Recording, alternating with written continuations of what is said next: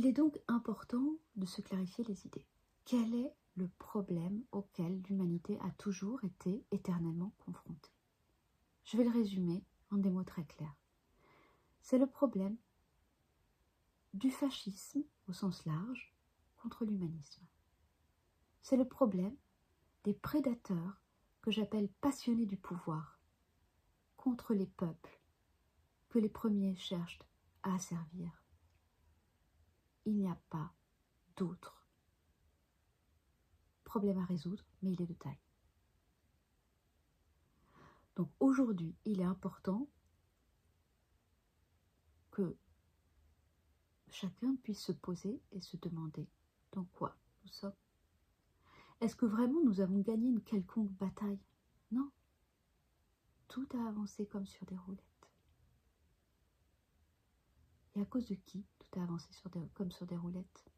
La réponse est intéressante. Posez-vous les questions. Je voudrais aussi fixer une bonne fois pour toutes que je refuse catégoriquement que mon travail, que mes concepts soient utilisés à des fins malhonnêtes, d'orientation politique, de détournement des consciences. C'est un abus de conscience et un abus de crédulité des gens.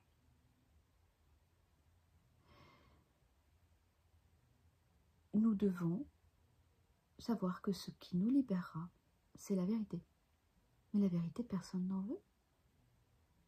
Tout le monde préfère des demi-vérités.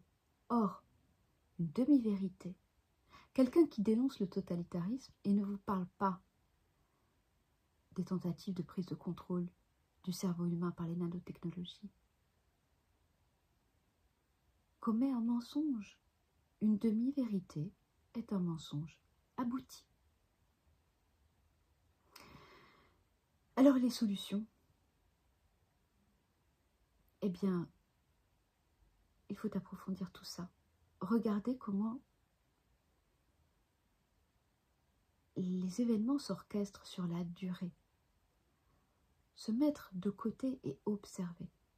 L'enjeu, et je l'ai toujours dit, c'est de conserver sa santé mentale dans un moment de grande confusion qui passe par la confusion des émotions, par la confusion du langage, pour se maintenir hors de toute régression psychique. C'est aussi un de mes concepts, la régression psychique. Quand on va dégringoler ce que j'ai appelé l'échelle du développement psychique. Tout ceci est dans mon livre. Lorsque des gens épousent une idéologie en s'agglutinant dans un groupe pour lutter contre une autre idéologie, ils ne font que renforcer le système totalitaire. Donc, il est important d'identifier ces techniques d'aliénation. Et le gag, ce sont quand ceux-là même qui pratiquent ces techniques se disent pseudo-experts en manipulation. C'est à mourir de rire, si ce n'était pas aussi tragique. Il est important de se décoller. Alors, je vais vous prendre quelques exemples pour que vous compreniez bien. Ne jamais foncer tête baissée quelque part. Quand vous voyez un nouvel engouement, ou quand on voit les gens s'agglutiner d'un coup autour d'une cause. Par exemple, le film The Sound of Freedom. Alors là, il fallait tous aller le voir, et tous on allait lutter contre la pédocriminalité, et enfin, nous allons être libérés, etc. Quand vous identifiez ça, et qu'à ce moment-là, vous ne pouvez pas discuter avec les gens en leur demandant, mais au fond, qui est le promoteur du film? Qui a fait ce film? Pourquoi? Etc. Vous ne pouvez pas, et on vous accuse vraiment de ne pas faire corps, de ne pas coller dans cet engouement. Et bien là, vous savez que vous avez affaire à une manipulation. L'engouement est émotionnel et abrase toute possible question et débat rationnel.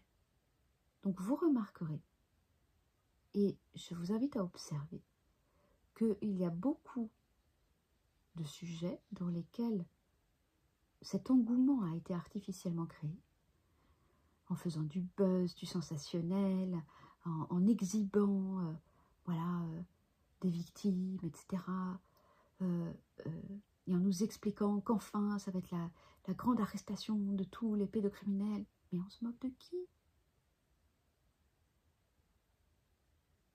Et le critère, c'est vous ne pouvez pas discuter, vous n'avez pas le droit de mettre le frein et de dire, attends, oula, qu'est-ce que c'est que ce truc? Je suspends mon jugement, je regarde et je me réserve le droit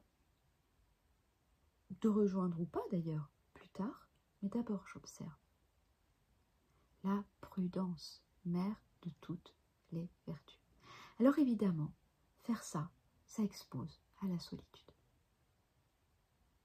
Et c'est exactement ce que j'ai écrit dans mes articles concernant le totalitarisme et les masques de la vertu. 2 articles que j'avais écrits pour l'Antipresse et aussi un article que j'ai écrit pour une revue à l'UQAM au Québec.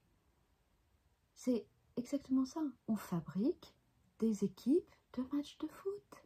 Et on vous dit, tu préfères le drapeau vert, le drapeau jaune? Allez, ton slogan c'est ça, et ton leader c'est ça. Mais non. Et si on dit non, évidemment, on n'a plus aucune équipe. Vous voyez?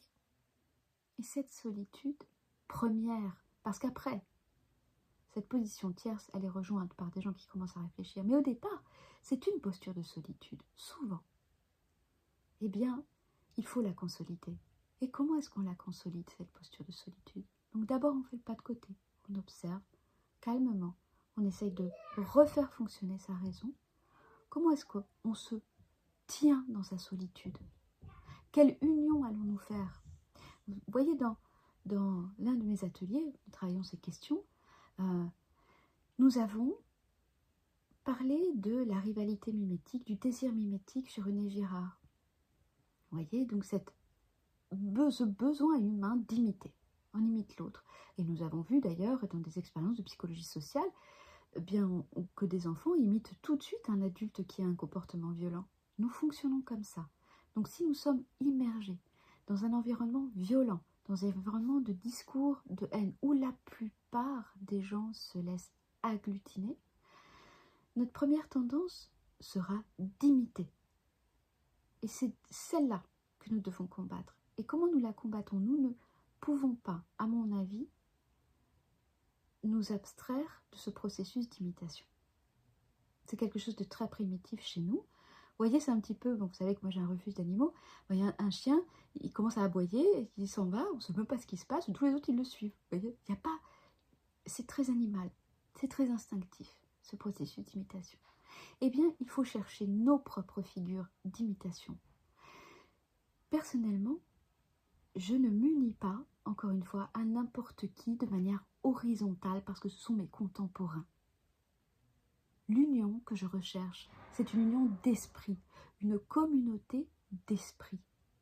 Donc, de la même manière que Albert Camus s'unissait en esprit avec la défunte philosophe Simone Veil, dont les travaux sont remarquables, eh bien, chacun doit chercher ses figures d'union et d'identification en esprit. J'ai parlé dans l'Antipresse cette semaine de traitement de l'information dans la crise entre la Colombie et les États-Unis. Alors, je me suis permis de le faire, je n'aime pas trop commenter la géopolitique, ça ne m'intéresse pas beaucoup, je préfère les processus de fond. Mais je me suis permis de le faire parce que là, j'étais en mesure de le faire. J'avais le contradictoire, et vous savez l'importance d'aller écouter le contradictoire. J'avais la possibilité d'entendre les 2 sons de cloche, et même 3, puisque je regardais ce qui se passe aux États-Unis dans les grands discours officiels. Je suis en Colombie, donc j'entends aussi ce qui s'y passe, je vois les discours, et en même temps j'avais les discours français. Eh bien j'ai été choquée de voir que dans le traitement de l'information français, on n'allait jamais chercher le contradictoire en Colombie. C'est bien connu, ce sont des sous-hommes. Hein, c'est le tiers-monde.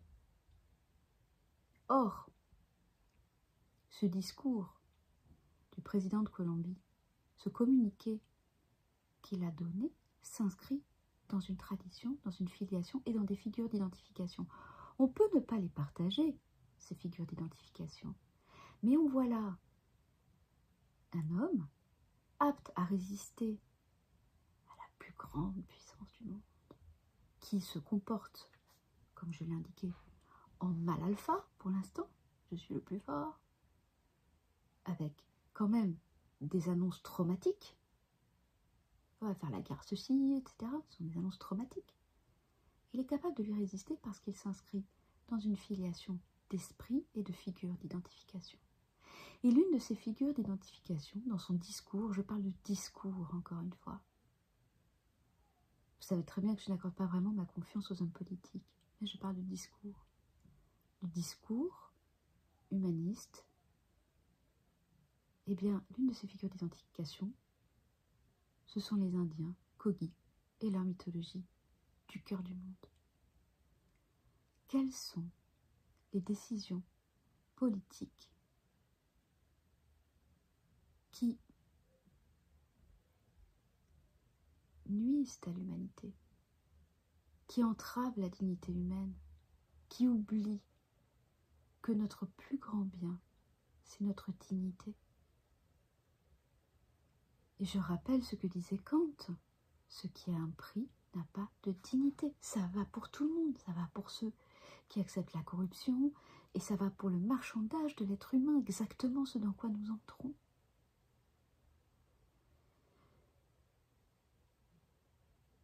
En 4 ans, j'aurais aimé, entre 2020 et 2024, qu'il y ait de réelles études approfondies sur ce transhumanisme totalitaire dans lequel nous entrons, avec cette intelligence artificielle dont nous voyons bien que elle risque d'être un grand danger pour l'humanité si l'humanité ne sait pas l'utiliser comme elle devrait l'être, c'est-à-dire comme un outil qui reste à sa place. L'intelligence artificielle, elle est classée dans productivité. Donc, de fait, il est certain que nous allons assister à des tragédies économiques. Mais il est important pour nous, aujourd'hui, avec beaucoup de distance, de nous demander si effectivement l'humanité aujourd'hui se défend elle-même. Quelle est la définition de l'humanité? Pour moi, la définition de l'humanité, c'est la dignité. Et c'est effectivement, la fin ne justifie pas les moyens. Et la dignité, elle n'est pas tarifée. Et c'est aussi, rien d'humain ne m'est étranger. Il n'y a pas des surhommes et des sous-hommes. Il n'y a pas des blancs conquérants et des latinos. Il n'y a pas des injectés et des suspendus. Ce n'est pas possible.